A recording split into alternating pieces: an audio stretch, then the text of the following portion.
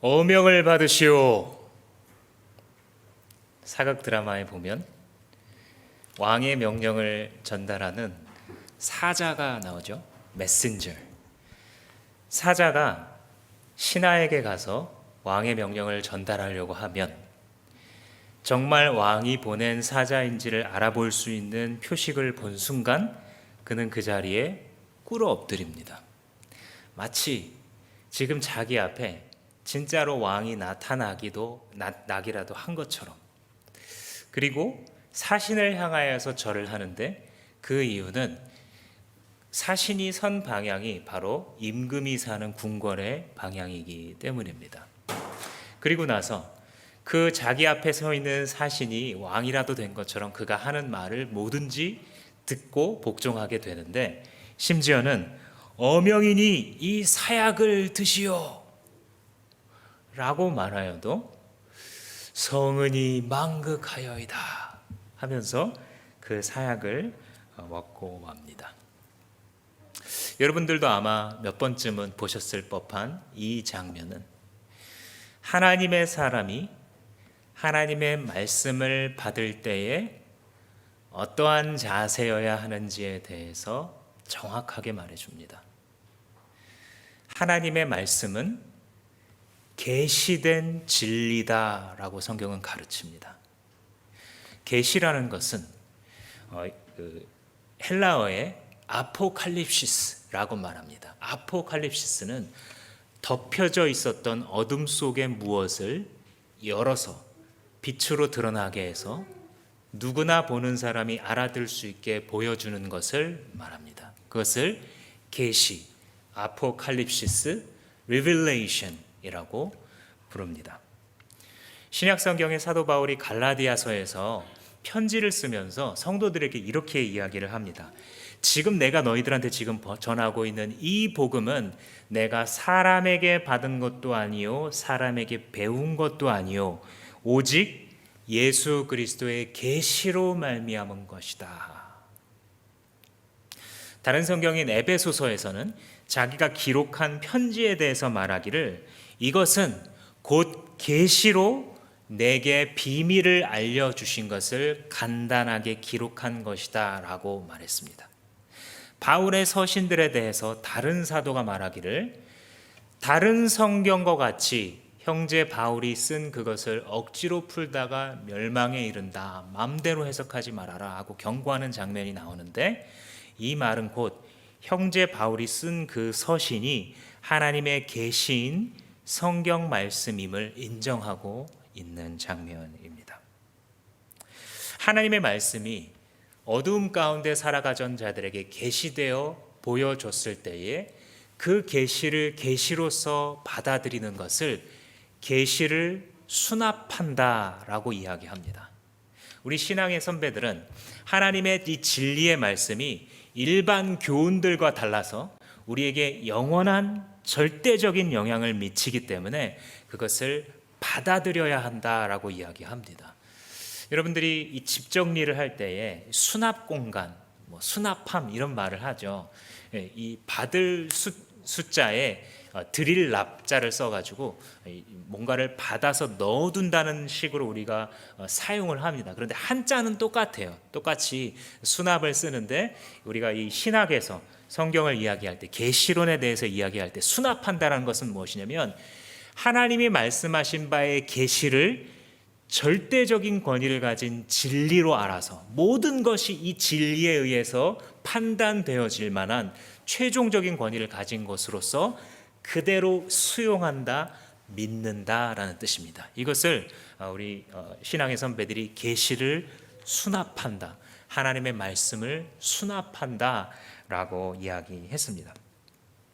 오늘 우리가 읽은 이 본문 말씀은 요시야라는 한 사람이 하나님의 말씀을 받아들이는, 계시를 수납했을 때에 그 삶에 어떤 일이 벌어지는가를 잘 보여주는 장면입니다.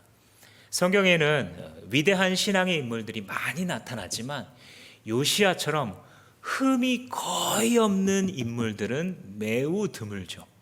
요시야는 그 중에 한 사람인데 심지어는 다윗과 같이 위대한 왕이라 할지라도 어떤 흠과 범죄들이 나타나는데 요시야를 비롯한 몇몇 소수의 신앙 인물들은 이 땅에서 사는 동안 하나님 앞에 책망받을 것이 정말 거의 없었나 싶을 만큼 온전한 신앙의 모습을 보여줍니다. 그런데 그렇게 살아갔던 이 요시야라는 신앙 선배의 삶의 특징을 한마디로 요약하라면 율법책입니다. 그 당시로서는 우리와 같은 이렇게 66권의 성경을 갖고 있지는 않았고 그 시기에는 모세가 기록한 모세 오경만이 있을 것 같은 있었던 그런 시기입니다. 그래서 지금 여기서 율법책을 발견하였다라고 하는 에피소드를 소개하고 있는데 아마도 그것은 모세오경 전체이거나 혹은 모세오경에서 가장 신학적으로 가르치고 있는 신명기를 가리킬 것이다.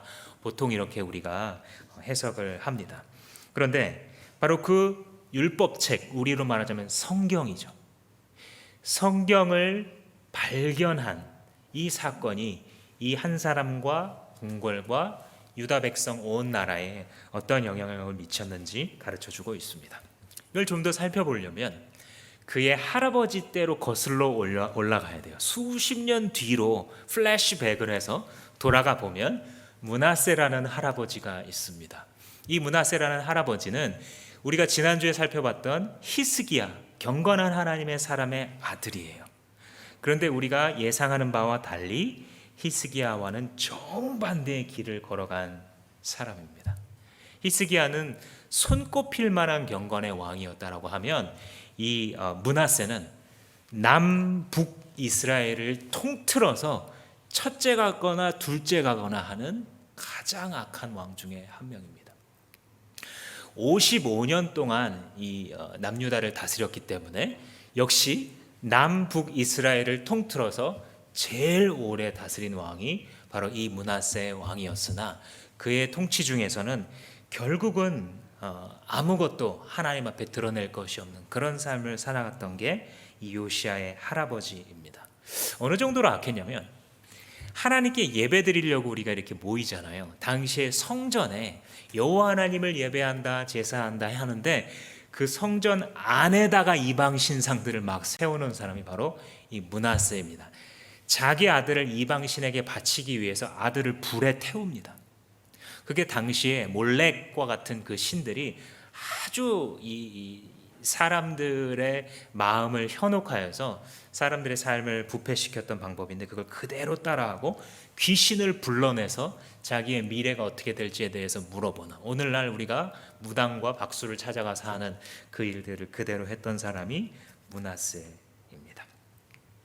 만약 여러분들에게 존경할 만한 믿음의 할아버지나 할머니가 있다면 감사하십시오. 이 므낫세의 영향은 이 집안에 그대로 내려오게 됩니다.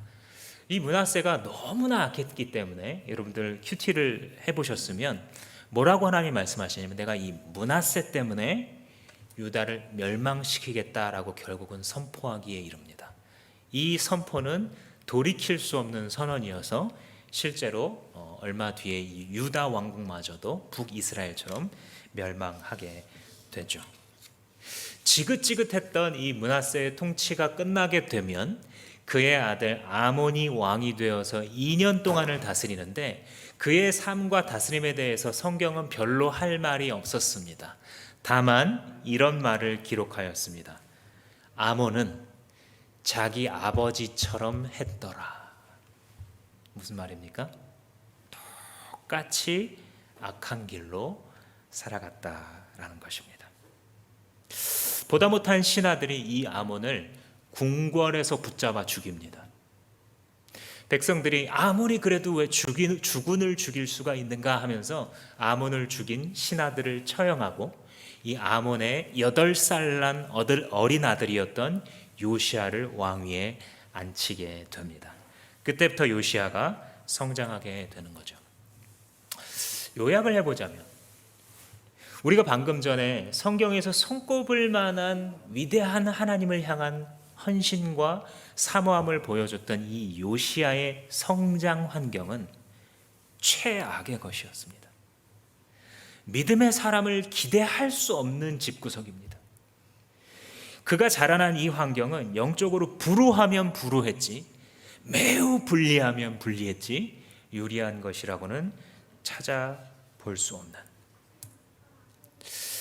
그런데 그 사람이 어떻게 이런 사람이 되었는가? 2절 말씀해 보시면 요시야의 일찍이 그의 삶이 어땠는지에 대해서 이렇게 기록하죠. 주님 보시기에 올바른 일을 하였고 조상 다윗의 모든 길을 본받아서 곁길로 새지 않았다. 이 이후로는 20대의 요시야에 대해서 다루는데 20대의 요시야가 율법책을 발견하거든요. 근데 그 이전에 이미 이런 평가가 나오고 있는 거예요. 즉 10대 때에 이미 요시야의 삶의 방향이 결정되어 있는 것을 우리는 보게 됩니다. 지금 이 자리에도 현장 예배와 또 인터넷을 통하여서 우리 10대 학생들과 또 우리 청년들이 말씀을 듣고 계실 텐데, 하나님의 사람들은 나이가 많이 들어서 40대, 50대, 70대가 돼야 신앙이 깊어질 수 있는 것이 아니라 오히려 하나님께서 말씀으로 자기를 부르신 그 10대의 시절에 20대의 시절에 하나님의 말씀 앞에 무릎 꿇고 자기의 삶을 작정한다면 요시야와 같이 불리하고 불우하고 온전케 될 수 없을 것만 같은 그러한 환경과 집안에서도 위대한 하나님의 사람으로 길러지고 사용받을 수 있음을 믿으시기를 축복합니다. 그것이 하나님의 은혜가 한 사람에게 부어질 때에 일어나는 일들인 것입니다.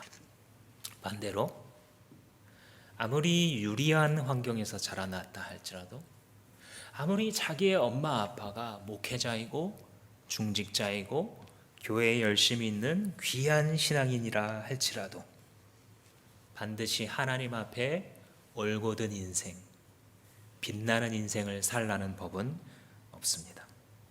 자기가 하나님을 사모하지 않는다면, 당신 스스로가 하나님을 찾지 않는다면 그런 인생은 그냥 주어지는 것이 아닙니다. 여러분, 이 말씀을 듣고 있는 10대, 20대 여러분들 가운데에 아직은 내가 하나님을 믿고 이런 건 아직은 엄마 아빠들의 세계라고 생각하시는 분이 있을까 봐 그렇게 오해하시지 않도록 분명하게 말씀드립니다. 여러분들은 애가 아니에요. 여러분들은 더 이상 어린 초등학생이 아니에요. 자기 인생과 신앙을 하나님 앞에 1대1로 책임지고 맞닥뜨려야 할 한 사람의 인격이에요. 이제 더 이상 누가 내 입에 뭘 떠먹여줘야 되고 교회의 신앙생활 어떻게 해야 되는지에 대해서 책임을 져줘야만 신앙생활할 수 있는 사람이 아니라 그 말입니다. 무엇이 부족해서 여러분들이라고 해서 요시야처럼 되지 말라는 법이 어디에 있습니까?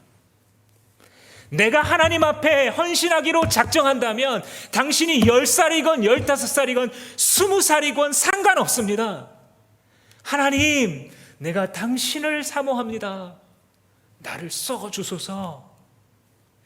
10대 때 이미 인생의 길을 주 앞에 그렇게 드렸던 사람, 이 요시야가 보여주는 사건이 무엇이냐면 바로 성전을 수리하는 것입니다. 이 3절 말씀에 보면 이 10대 이후의 요시야의 삶이 기록되어 있어요. 요시야의 왕 제18년에 왕이 뭔가를 명령해요.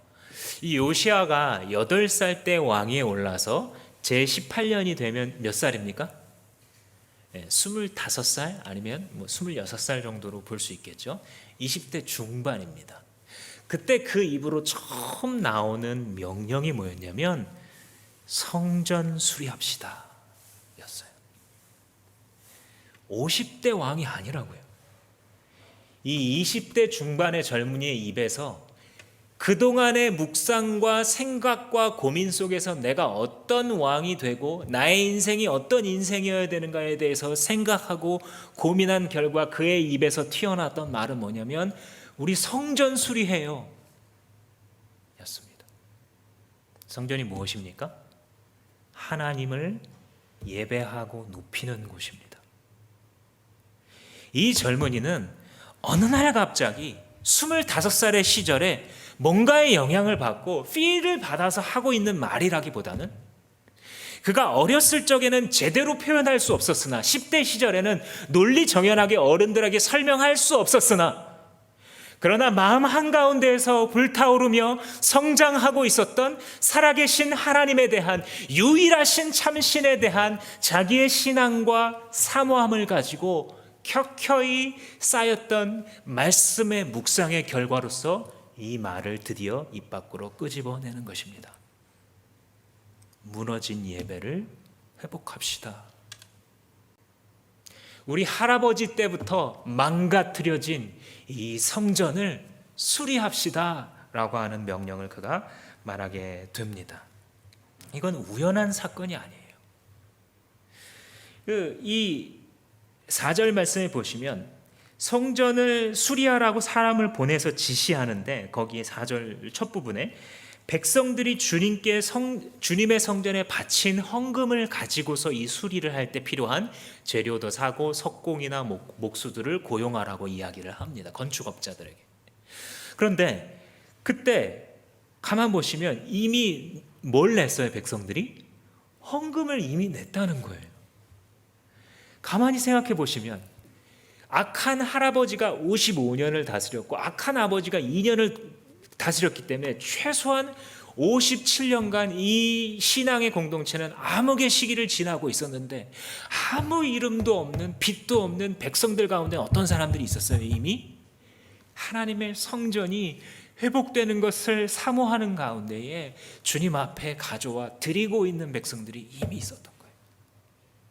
요시야만이 아니라, 드러나는 자리에 앉아있는 이 리더만이 아니라, 지금 성경의 이름조차도 우리가 알 수 없는 이 백성들이 하나씩 둘씩 모은 헌금이 이미 이 성전에 들어있었고, 그러한 백성들의 기도와 헌신이 지도자와 만났을 때에 이 사건이 터지고 있는 것입니다. 이 요시야가 이 행동을 10대 때에 이미 하나님을 깊이 사랑했고 20대 때에 하나님을 향하여서 행동하기 시작했는데, 그의 인생은 우리가 성경에서 읽는 것처럼 39세가 끝입니다. 그때의 죽임을 당하게 돼요. 39세. 그런데 그 39세의 인생이 짧아서 아쉬웠거나 실패한 인생이었는가? 우리 중에 누가 그렇게 말하겠습니까?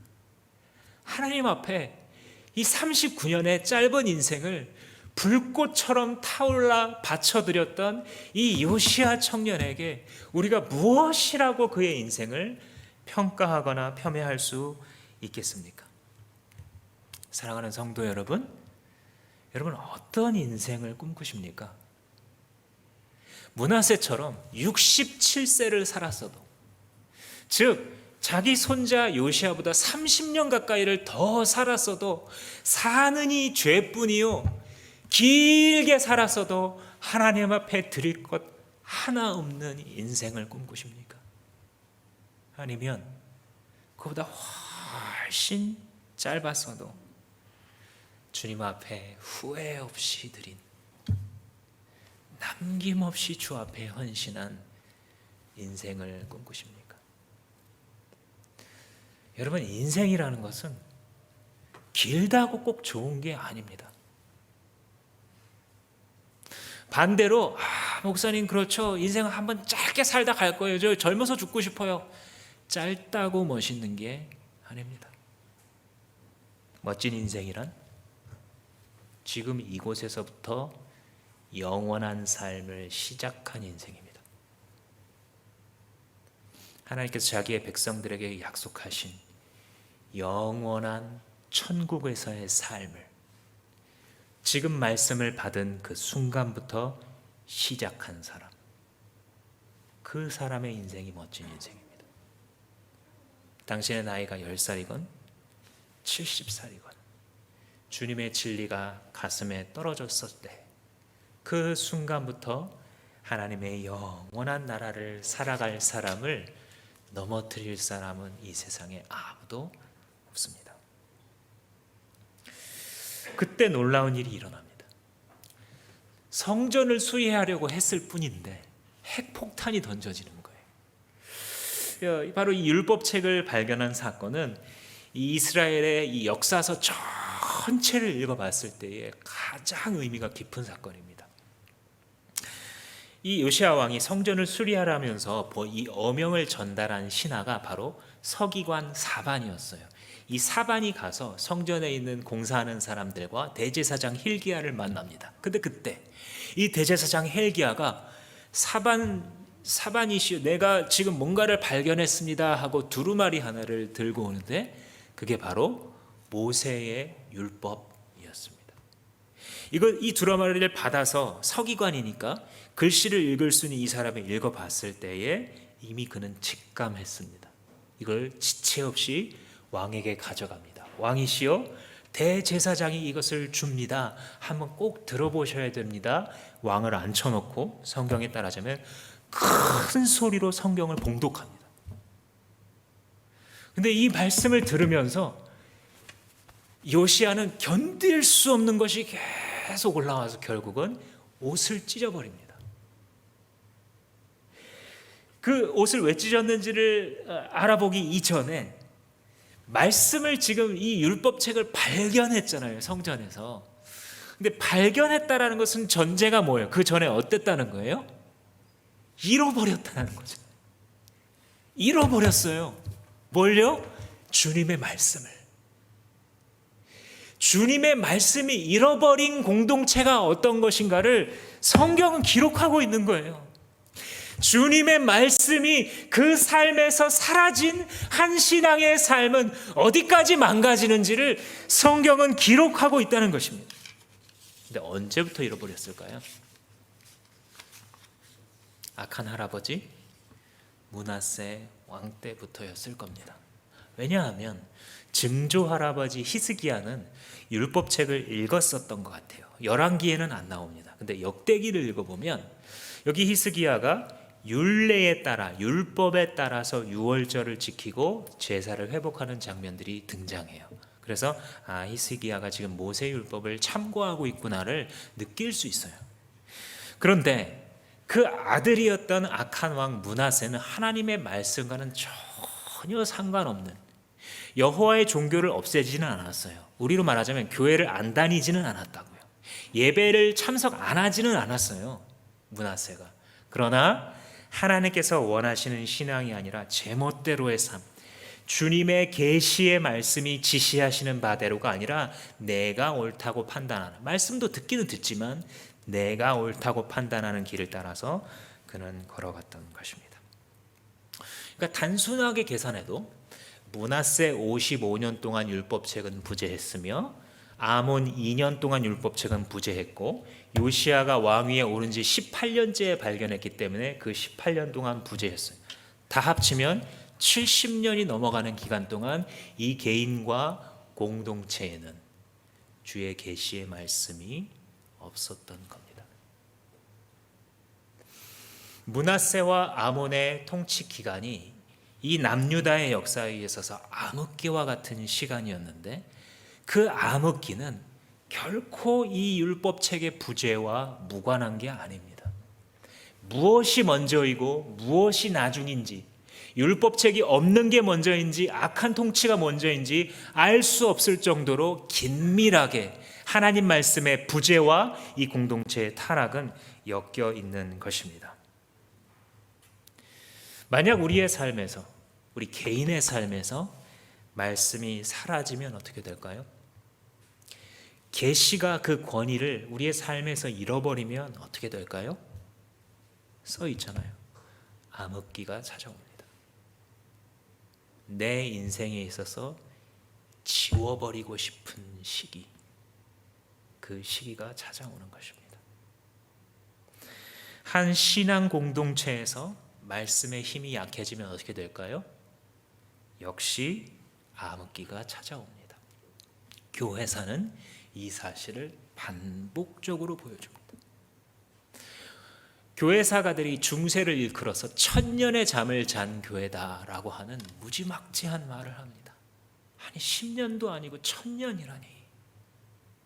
근데 중세의 시기를 특징 짓는 그 요소가 바로 무엇이냐면 사람들이 성경을 접할 수가 없는 시기였어요. 왜냐하면 이 성경을 사람들이 읽을 수 없는 라틴어로 적어놓고 사제들만 중얼중얼 읽으면서 이 일반 성도들에 대한 지배권을 강화하고 놓치지 않기 위해서 자국어로 번역하는 것을 금지합니다. 그리고 이 무식한 사제들이 나중에는 자기들도 라틴어를 공부하지 않아서 읽을 소리 낼 줄만 알지 무슨 뜻인지 읽을 수도 없는 그런 상태로까지 교회의 지도자들이 타락하게 되었을 때, 즉 말씀을 가르칠 수도 들을 수도 순전하신 주님의 진리를 접할 기회가 없었을 때의 교회는 그 깊은 잠을 잤던 것입니다. 말씀이 사라졌을 때에 무엇이 그 자리를 대신했습니까? 교회에 정치가 들어와 교회를 흔드는 현상이 나타납니다. 돈이 들어와 교회가 무슨 사역을 해야 되고 무엇을 하지 말아야 되는지 결정합니다. 말씀이 없으니 백성들은 방황하고 그들은 영적으로 갈급하기 때문에 육신적으로 싸우게 됩니다. 온갖 타락 속에 빠져 방황하고 온갖 위선과 숨어서 짓는 죄악들이 여러 곳곳에서 나타나 오래된 수도원일수록 뒷마당을 파보면 분명히 결혼하지 않은 신부와 분명히 결혼하지 않은 수녀들 사이에서 남몰래 태어난 어린아이들의 뼈가 수북하게 쌓여 있습니다. 교회 역사 속에 중세의 교회만이 아니라 어떤 나라건 어떤 민족이건 어떤 문화권이건 말씀이 사라질 때에, 계시된 진리가 무시받을 때에 공동체는 항상 암흑기 가운데 들어갔죠. 그런데 여러분, 또 언제가 암흑기입니까? 지금입니다. 지금입니다. 틀기만 하면 나오는 설교와 클릭하기만 하면 내 앞에 펼쳐지는 수백 수천 명의 설교자들과 수억 수십억의 기독교적 가르침과 설교들이 우리가 원하는 때면 손가락 끝에 펼쳐질 수 있음에도 불구하고 말씀, 계시된 말씀만이 우리의 삶에서 가질 수 있는 그 권세가 사라졌을 때에는 말씀이 가지는 절대적인 기준이 사라지게 됩니다. 절대적인 기준이 사라진 사람의 삶에는 어떤 일이 일어나게 되냐면 사람들이 스스로의 기준이 되어서 스스로 세상을 그리고 심지어는 하나님의 말씀까지도 판단합니다. 이것은 좀 이상하고 요건 좀 믿을 만하고 요건 이 세상에서 내가 순종할 만하지만 요거는 내가 따를 수 없는. 해석자들과 설교가들은 어떻게 됩니까? 하나님의 말씀을 그대로 전달하고 선포하기보다는 사람들에게 존경받는 스승이 되기를 관심 두고 살아갑니다. 아무도 기분 나쁘게 하지 않는 가르침을 하려고 꽤 공을 들이더라고 성경에 있는 말씀을 편집해서 내놓습니다. 그렇게 되면 하나님의 호령은 더 이상 들려지지 않고 심리적인 조종만이 강단을 지배하게 됩니다. 이렇게 될 때 말씀은 더 이상 위에서 명령하는 것이 아니라 옆에서 기분을 맞춰주는 도구가 되고 진리는 선포된다기보다는 이미 믿고 싶어 하는 것들을 강화시켜주고 마음에 싸구려 위로를 주는 통로가 됩니다. 진리의 야성은 현대인들이 받아들일 만한 수준으로 길들여져서 말해지고 내가 바꾸고 싶지 않은 세상을 즐기는 라이프 스타일이 방해받지 않을 정도로만 양심의 자극을 주기를 원합니다.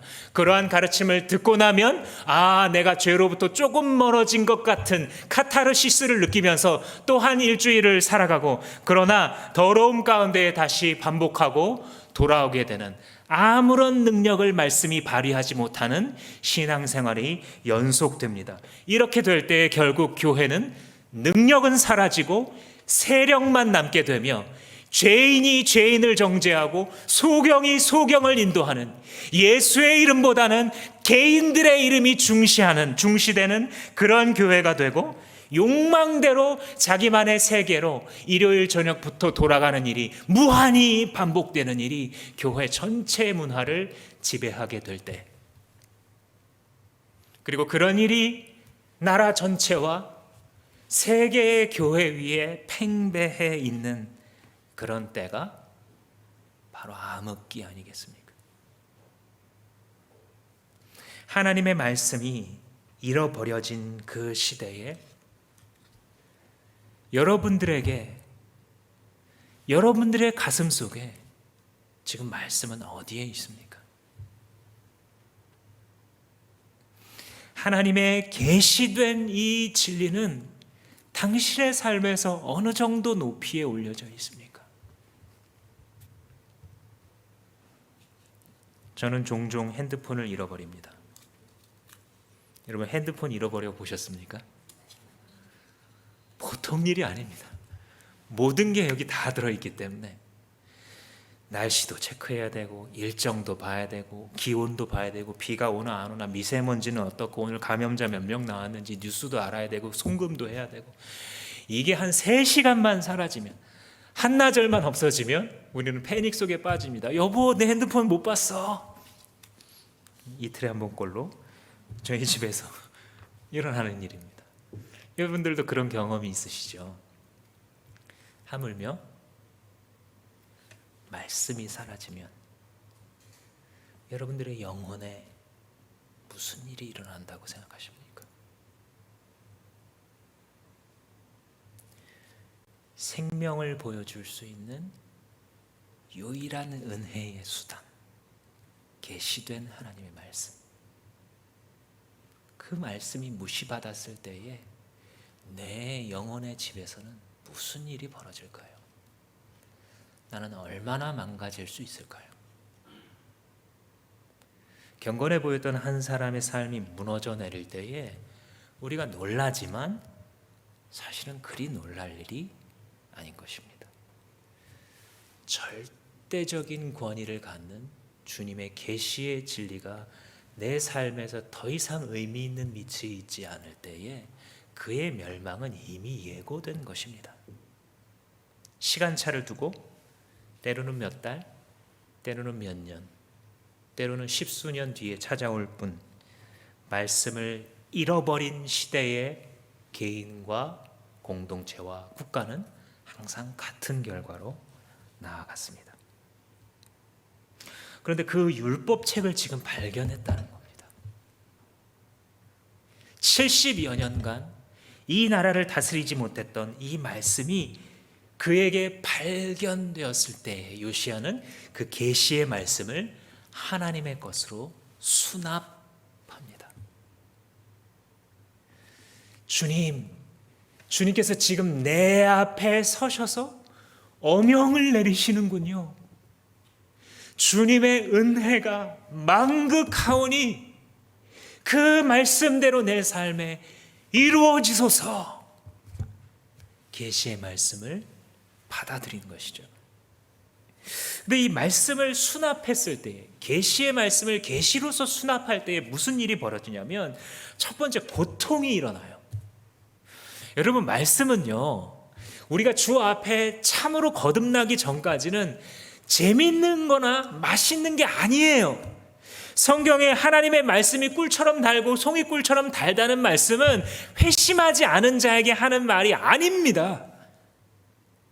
말씀은 회개하지 않은 죄인들에게 무관심이거나 혹은 고통입니다.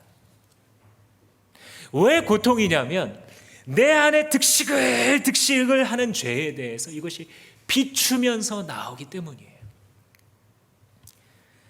제가 언젠가 아이들이 좀 더 어렸을 때에 불꽃놀이를 하는 곳에 간 적이 있습니다. 뭔가를 기념하면서 이 어스름이 다가왔을 때 이제 시작되는 불꽃놀이. 이제 겉에는 점점 더 보이지 않으니까 사람들이 뭐 야광 팔찌를 낀다든지 뭐 이렇게 하는데, 위에 큰 폭죽이 탁 터지면 순간적으로 밝아져서 옆 사람 얼굴도 보이고 그때 막 사진을 찍기도 하고 그럽니다. 아이들과 함께 간식을 준비해 가지고 과일을 먹고 있었어요. 맛있는 과일입니다. 그런데 불꽃이 올라가서 펑 하는 순간 그 과일에 뭐가 붙어 있는 게 보이는 겁니다. 이거 분명히 맛있는 과일이었는데 내가 얘의 몸통을 반쯤 먹었을지 안 먹었을지가 확실치 않다는 것이 마음속에 느껴졌을 때에 더 이상 이 과일을 손에 잡고 있을 수도 없었습니다. 벌레가 있는 것을 맛있다고 이렇게 먹었다니. 물론 목사님, 시골에서 자란 우리한테는 벌레 단백질이죠. 드시면 돼요.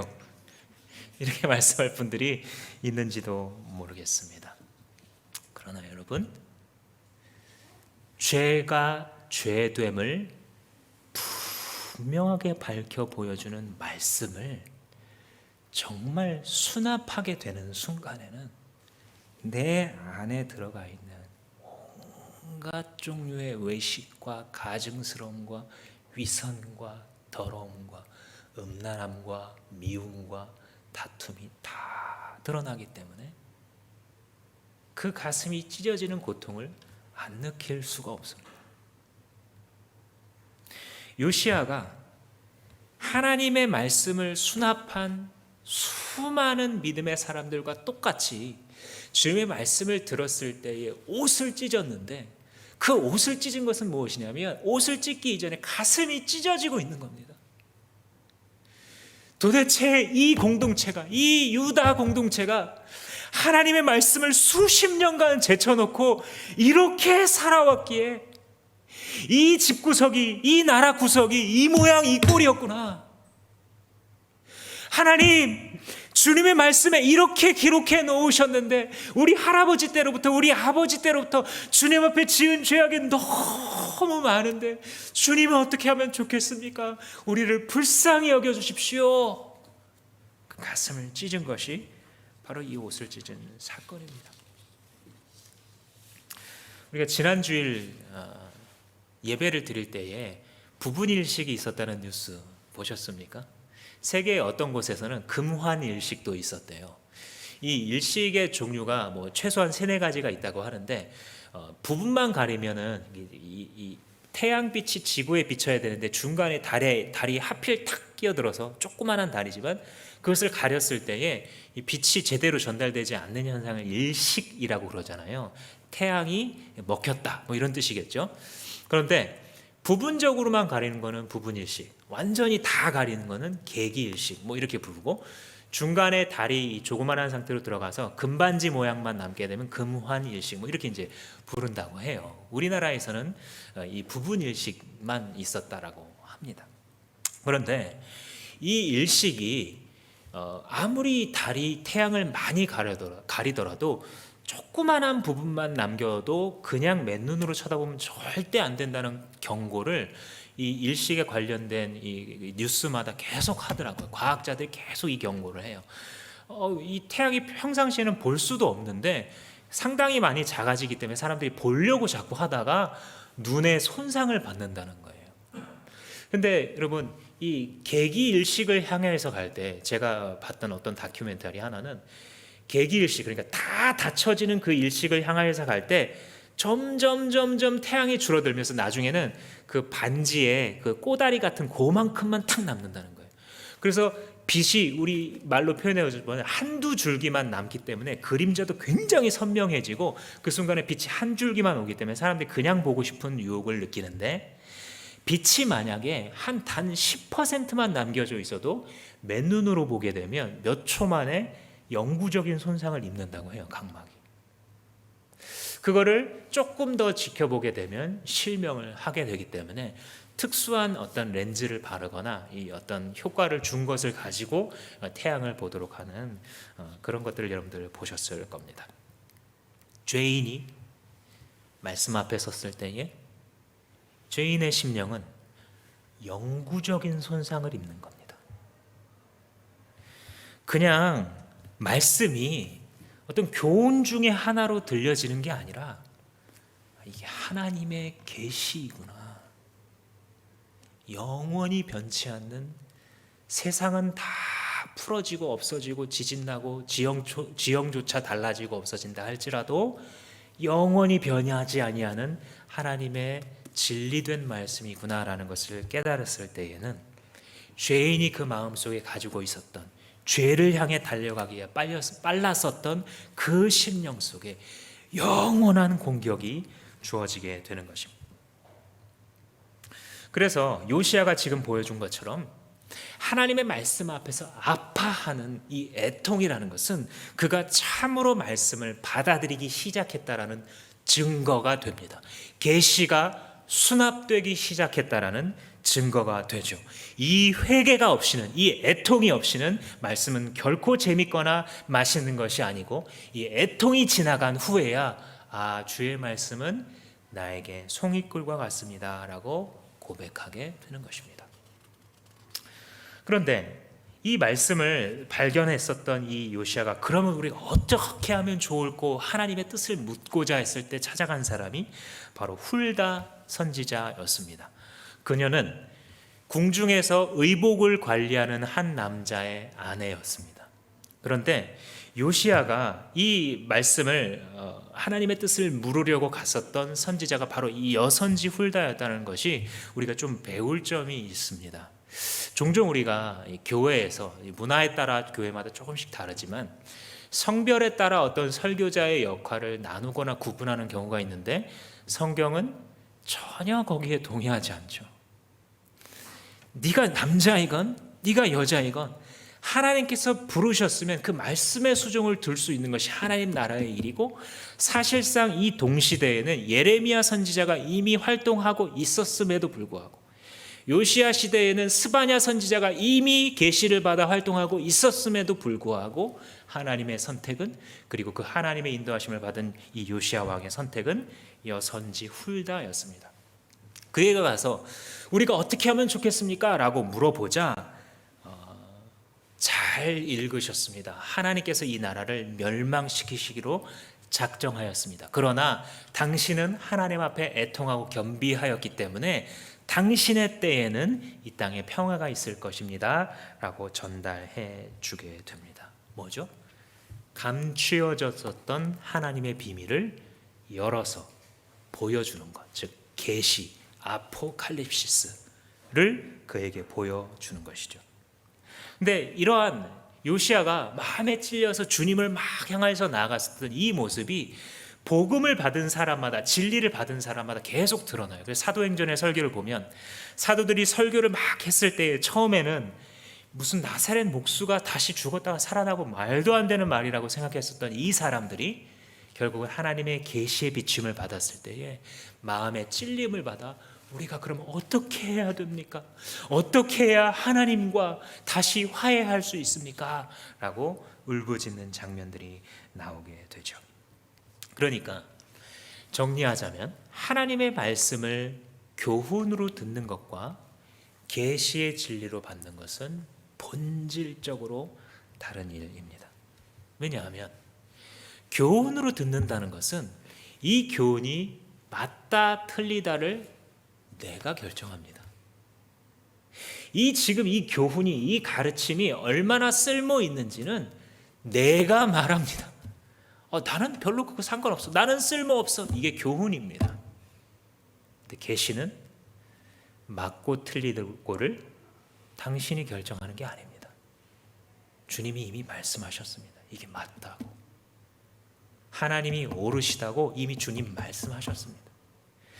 계시의 유용성, 이게 얼마나 쓸모 있는지에 대해서는 더 이상 질문하지도 않습니다. 왜냐하면 우리에게 영원한 생명으로 인도하는 그 진리의 가치는 이미 따질 수 없는 것이기에 이 진리가, 이 계시의 말씀이 내 삶에 얼만큼 더 유용한지에 대해서는 물어볼 필요도 없는 것, 그것이 계시를 듣는 자의 마음의 태도입니다.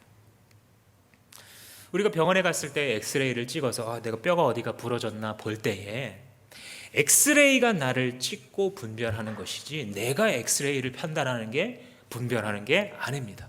하나님의 말씀 앞에 섰을 때에 그 말씀하시는 바를 하나님의 백성이라면 주님의 말씀으로 수납, 받아들이는 것뿐이죠.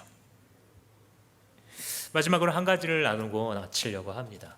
그런데 계시가 아닌 것들도 있음을 여러분 기억하십시오. 첫 번째 계시가 아닌 것은 무엇이냐면 성경, 기록된 성경 66권 외에는 모두 계시일 수 없습니다. 혹자는 옛날에 살아계셨던, 그래서 말씀을 기록하게 하신 성령이 지금도 살아계시는데 왜 오늘날에는 계시가 없겠느냐라고 인간적인 논리로 질문을 해봅니다. 이해는 됩니다. 그러나 성경은 말합니다. 계시가 종결되었다고.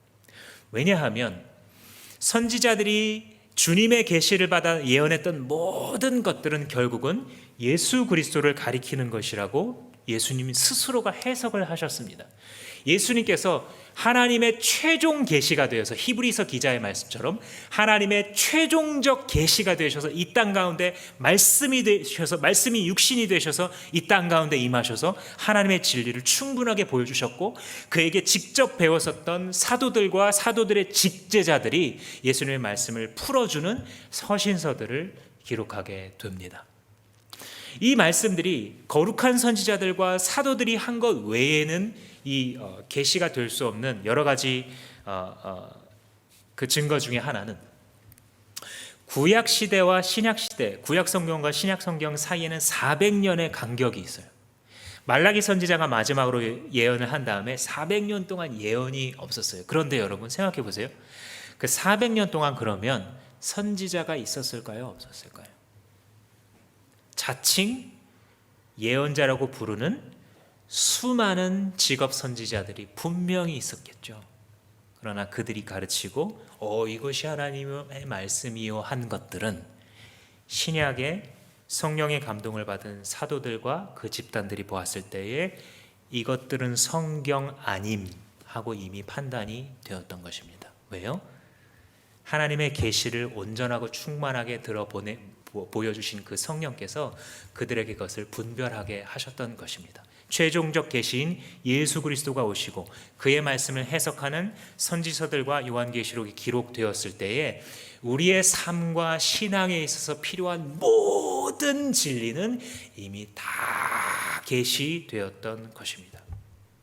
그 이후로도 교회사에서는 자기가 하늘의 직통 계시를 받았다는 자들이 계속해서 끊임없이 나타나고, 그런 하나님과의 직통 계시를 받고 주고받는 사람의 소위 말하는 영빨에 이 눈이 멀어서 그들에게 재산을 갖다 바친다든지 그들이 하자고 하는 각종 비윤리적이고 이상한 일들을 했던 사람들은 계속 있으며 지금도 있습니다. 배운 사람이나 배우지 않은 사람 모두 현혹되는 것이 바로 66권 외에 다른 계시를 내가 알고 있다라고 말하는 사람들입니다. 속지 마십시오. 거짓말입니다. 또 계시가 아닌 것은 설교입니다. 설교 자체는 계시와는 다른 것입니다. 설교가 하는 일은 무엇이냐면 하나님께서 이미 계시해 주신 이 진리를 쉽게 풀거나 밝히 사람들이 이해할 수 있도록 드러내는 것이 설교의 역할입니다.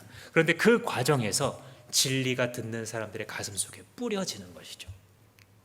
그래서 설교를 하거나 성경을 봉독하는 것을 듣고 있거나 혹은 말씀을 묵상하고 있을 때에 성경을 기록하게 하신 바로 그 성령께서 신자의 마음 가운데에도 그것을 계시로서 받아들일 수 있도록 우리 안에서 은밀하게 역사하시는 것입니다. 따라서 하나님의 말씀 앞에 설 때에 우리의 자세는 무엇이어야 하냐면, 마치 왕의 어명이 내 앞에서 선포되는 것과 같은 똑같은 자세로 하나님의 계시인 줄로 알아 자기의 마음을 열어 그대로 수용하고 받아들이는 것, 그 말씀이 지시하는 길을 맞다고 아멘이라고 선언하면서 걸어가는 것이 바로 우리의 인생이어야 하는 것입니다. 그때야 비로소 말씀이 당신의 가슴 속에 진리로서 수납될 때야 비로소 당신의 인생은 하나님의 것이 되는 것입니다. 그때야 비로소 당신의 시간은 하나님의 것이 되는 것입니다. 그때야 비로소 당신의 뜻은 하나님의 뜻과 일치되는 것입니다.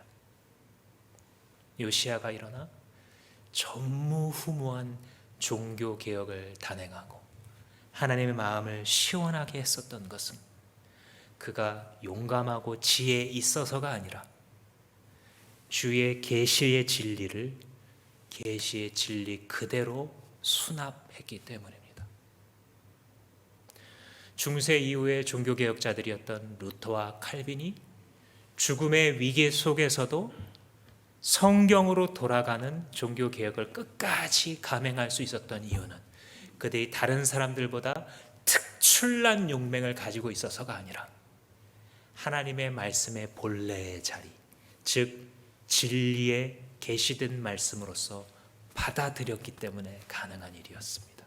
그들을 앞서갔던 존 위클리프와 같은 성경 번역자들이 결국은 처형당하면서까지도 자국어로 성경을 번역해내고야 말았었던 이유는 그 말씀이 가지는 위치를 알았기 때문입니다. 사랑하는 성도 여러분, 당신에게 말씀이 있습니까? 당신에게는 주님께서 계시하신 그 말씀을 수납한 증거가 있습니까? 당신의 삶 속에, 당신의 영혼 속에 하나님의 은혜가 임했습니까? 주님의 말씀이 교훈으로 들려지는 것을 넘어서서, 나에게 도움되는 가르침으로 들려지는 것을 넘어서서 나를 다스리고 나를 지배하며 나를 생명의 길로 영원히 인도하는 계시로서 수납되었습니까? 예배가 마친 후에 기도하거나 혹은 가족들 간에 혹은 부서에서 이야기를 해볼 기회가 있다면 한번 서로 그 말씀들을 나누어 보셨으면 좋겠습니다. 예수께서 말씀이 육신이 되어서 이 땅 가운데에 임하셨을 때에 그의 영원하신 말씀이신 것을 알아본 예수의 사람들은 그 앞에 꿇어 엎드렸습니다. 왜냐하면 왕이 말씀하고 계심을 알았기 때문입니다. 너는 받아 먹으라 라고 말씀하시는 주님의 말씀 그대로 그 인생 속에 영원하신 주의 진리가 수납되었을 때에 요시아에게 일어났고 주의 제자들에게 일어났으며 수많은 2000년의 교회 역사 가운데에 어두운 시대에도 불구하고 진리의 횃불을 들고 그 삶을 주 앞에 불태워 올려드렸던 사람들의 삶 속에 똑같은 생명의 열매가 나타난 것처럼 오늘날 이 말씀을 듣는 여러분들의 삶 가운데도 이와 같은 진리의 말씀이 받아들여지는 놀라운 사건이 일어나기를 주님의 이름으로 축원합니다. 다 같이 한번 기도하시겠습니다. 기도하실 때에 한번 스스로에게 물어보셨으면 좋겠습니다. 말씀이 내 삶에서 떠나갈 때에 어떤 일들이 벌어졌었나? 주님 앞에서 고백하오니 정직히 말하면 주님의 말씀이 내 삶의 이 정도 위치에 있습니다. 주여 나를 돌아보아 주옵소서. 다 같이 기도하시겠습니다.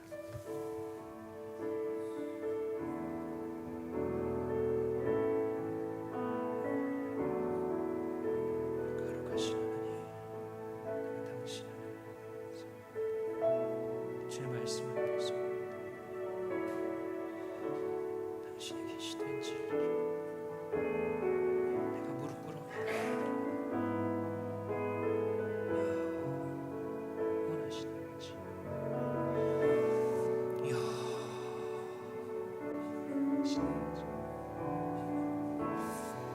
나를 불쌍히 여기소서. 나의 죄를 용서하소서.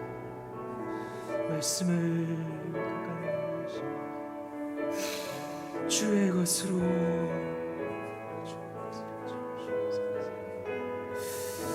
아바 주여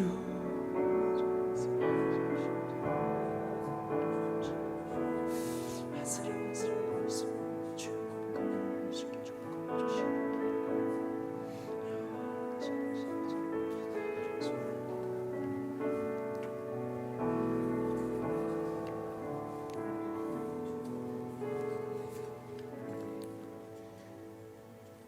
영원하신 아버지, 당신의 계시를 우리 손에 들려주심을 인하여 주님의 섭리와 은혜를 찬양합니다. 오직 주의 진리만이 우리의 영혼을 살리며 죽어가는 세상에 수많은 영혼들을 살리고 고치고 치유할 수 있음을 우리는 믿사오니, 주님, 우리가 믿음으로 고백하는 그 말대로 당신의 말씀이 내 삶 가운데 수납되게 하여 주시옵소서.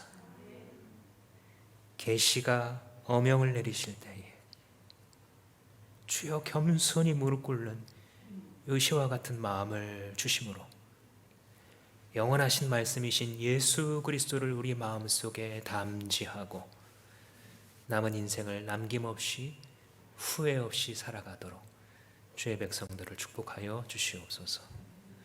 예수님의 이름으로 기도합니다. 아멘. 다 같이